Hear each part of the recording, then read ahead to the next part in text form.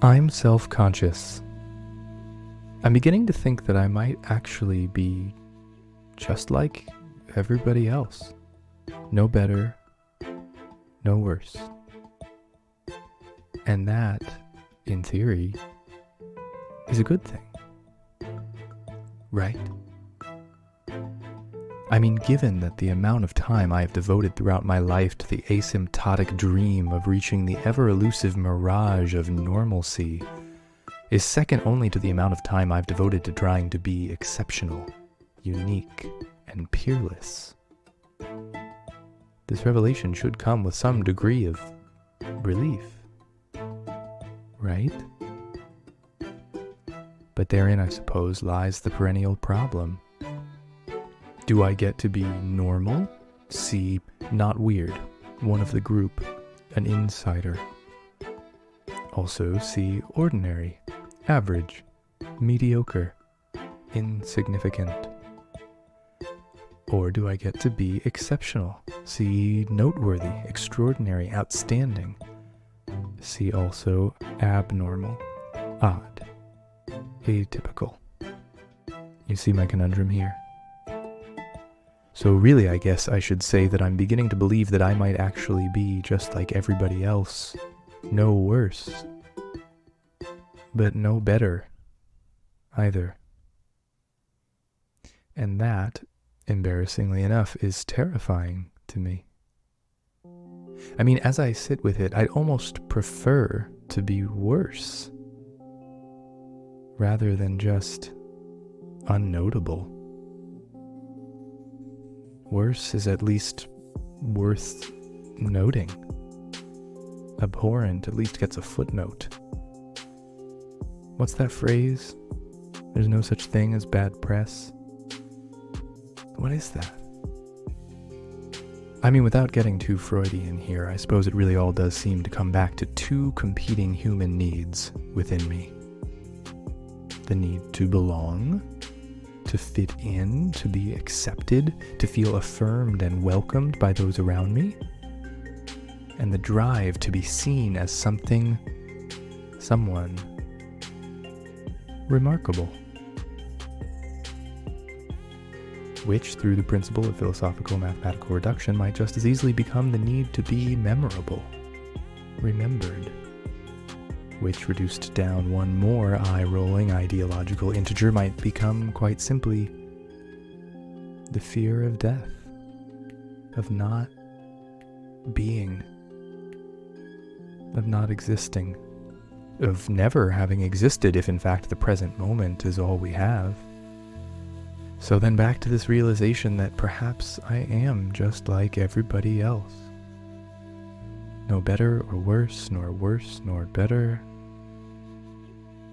I mean, it's certainly in alignment with my values, at least as I understand them and profess them to the world. A lot.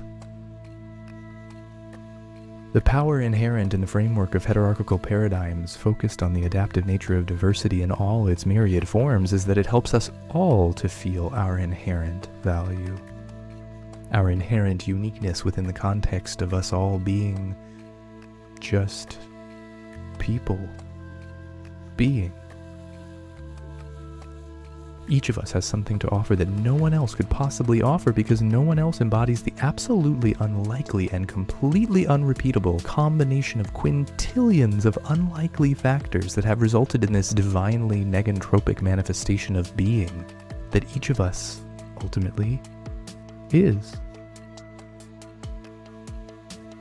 No better, no worse. No more nor less miraculous.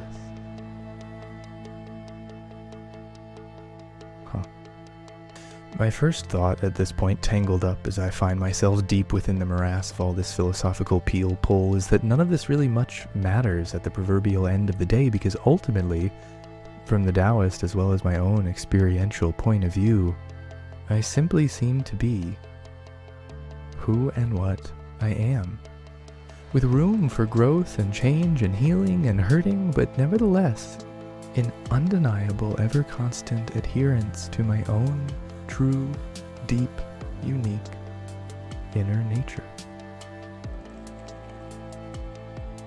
which I seem to discover the exact nature of more and more the longer I play this wild, ever-inventively, unexpectedly dynamic game of life.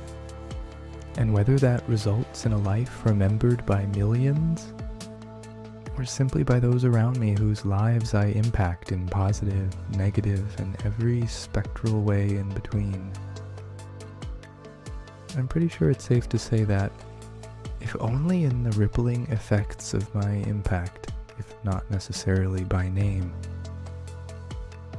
I will be here, even when I'm gone.